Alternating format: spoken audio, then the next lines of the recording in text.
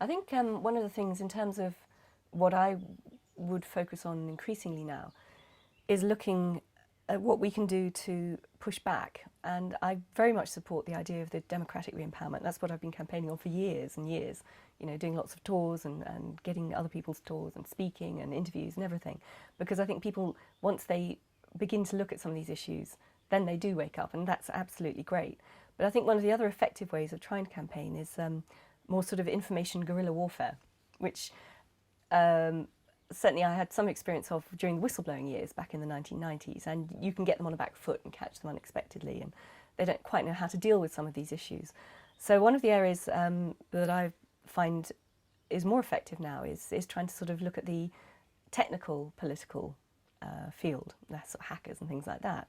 So for example, supporting sites like WikiLeaks, they recently had quite a big media hit where they had a military tape of an American helicopter shooting up some innocent Iraqis and killing and injuring citizens who were trying to help wounded fellow citizens and injuring children and things. It was disgusting. And the voiceover of the American pilots was almost like they were playing some sort of sick remote video game. You know, they were just pleased they kept hitting them. And the Pentagon covered up this film. They've covered up many films. And they thought they'd buried it, and they lied outright about it. And then you have a site like WikiLeaks who got hold of it and had access to the people who could decrypt a film like that. And they did, and so it's posted on WikiLeaks and the story reverberates around the world. And something like that can shock people into becoming active again, or just becoming active full stop. So I think if we can harness those sort of skills as well, you can sort of hit the authorities, hit the powers that be in a sort of unexpected way and catch them on the back foot and catch them out as they lie to us as well. So things like that, you know, encouraging whistleblowers, encouraging leaks and getting this sort of information out there is very key.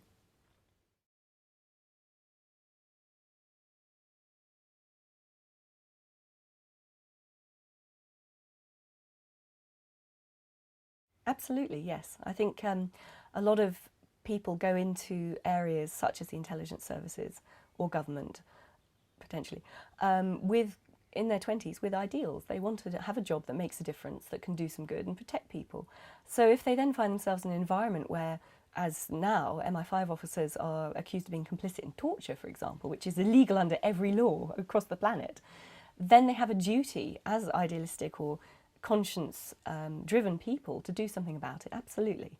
So I would encourage other people to step forward and blow the whistle if they see criminality and they see illegality and lies and false flag terrorism, of course, because although it's a very difficult thing to do and it does change your life irrevocably, there's no going back, you know that you're doing something for the right reasons, you know you're doing something that potentially can help save lives, or help save our way of life, our democratic values. I mean, all of those things. How could people not want to step forward and do that?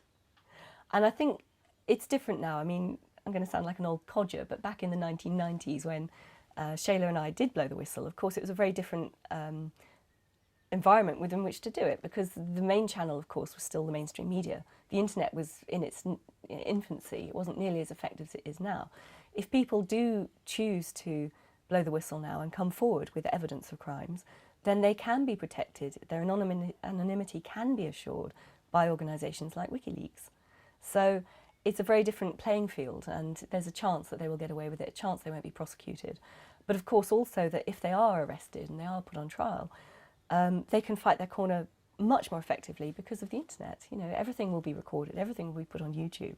They will have much more awareness amongst the population and much more protection from that. So yes, of course people should blow the whistle if they feel they should. And I would say as well that you do something extreme like blowing the whistle and having to go on the run from the intelligence agencies.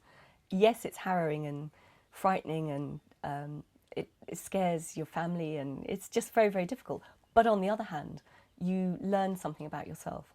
You know, you find new skills and strengths, and from that point of view, the experience in itself is very rich, even if your life afterwards isn't.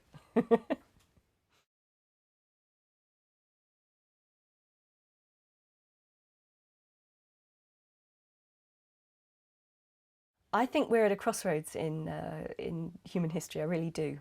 We have an amazing opportunity at the moment to try and make a difference before any sort of widespread crackdown, be it on a national or international scale, by using the internet and spreading information and getting educated.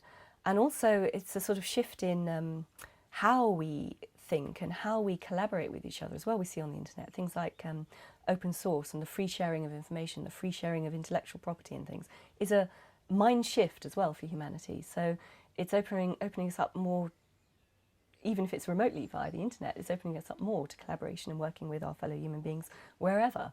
So I think from that point of view, if we can get our act together and if we can ensure that this slide towards totalitarianism is halted, then I think, you know, we're at the start of a very new and very exciting chapter, which could be really positive for the whole of the world's population.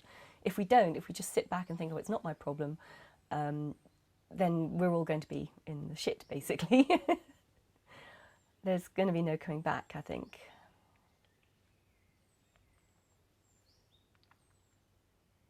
Although human spirit is quite an amazing concept. I mean, I've been to Berlin now a couple of times and gone through what used to be the old East Berlin section, and you look at these housing estates that go on for miles and they've been tarted up. You can imagine what they were like in the old days when people were living under the Stasi, and you know, they could be reported and shipped off and tortured just for uttering a dissident word against the government and things. You couldn't trust your neighbours, you couldn't trust even members of your family not to report on you if you thought the wrong thoughts. And can you imagine living under a regime like that? I mean, I've lived, being a whistleblower, I've lived in the sense of not feeling I could have a secure private conversation in my own home for years, or having a secure and private telephone conversation, or being able to necessarily trust my friends. So I know what it feels like to live under those sort of restrictions, but can you imagine a whole society? So I think the time has come for us all to stand up and say enough is enough and take back our power.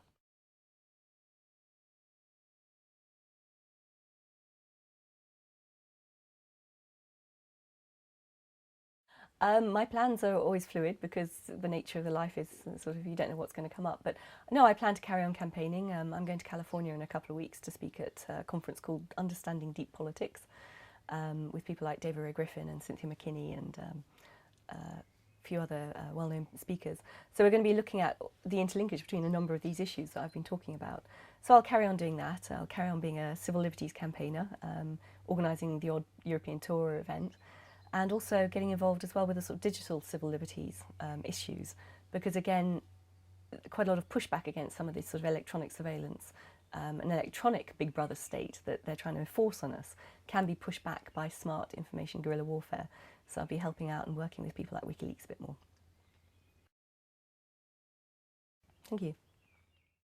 And of course, one of the most heinous things is the idea that our intelligence agents are now getting involved, intelligence agencies are now getting involved in torture. There seems to be a growing body of compelling evidence to suggest that they are complicit in torture sessions. I mean, can you imagine you're an innocent man going about his business, snatched off the streets, taken off to some black prison camp where you're tortured for years, up to and including, like in the Binyan Mohammed case, having his genitals cut with a razor repeatedly.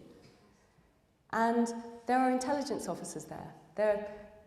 They're listening to the replies, they're feeding in questions, they know what's going on, but they're not helping you, but you can hear a British voice through the hood that's over your head. And the thing that haunts me is that those officers might well be people that I used to work with. They might have been my friends, I might have gone out for a drink with them or had them around to my house for dinner or something. And yet, how could they make that moral journey from the people I might have known in the 90s, idealistic 20-something officers, to people who would do that to another human being, be complicit in that sort of activity to another human being? And I think, again, that's part of the problem with the intelligence agencies, is that they are a very closed shop.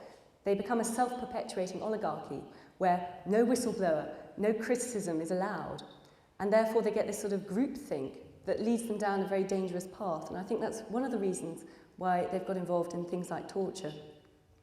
So we are looking pretty much at a police state. We're getting to a point of sort of lockdown in the UK. In fact, seeing it from an external perspective now, it's become a bit of a sort of sad joke to the rest of Europe. And even people in America look at the UK and say, my God, it's really bad over there. Do you really have that many CCTV cameras? I mean, that's got that bad. And again, all done in the name of 9/11. So this is why I think 9/11 itself is such an important issue. It's a sort of nexus point. It pulls together all these different strands of deceit and falsehood and false flag terrorism. And if we can spread the word effectively about the subject, if we can get people to look at the evidence themselves and begin to wake up to what was done on that day, suddenly they will start doing their own research. Please go out and start digging, because it will lead you on all sorts of interesting paths on many of the sort of subjects that we've heard about today from all these excellent speakers. So that's where I really want to leave it. Please inform yourselves, and then go out and inform your friends and your family and your community. Make a fuss, like Brian Gerrish said. Just keep in their faces. Don't let them off the hook. Because if we don't take a stand now, we really will wake up one day to feel the heavy boot, the jackboot on our necks.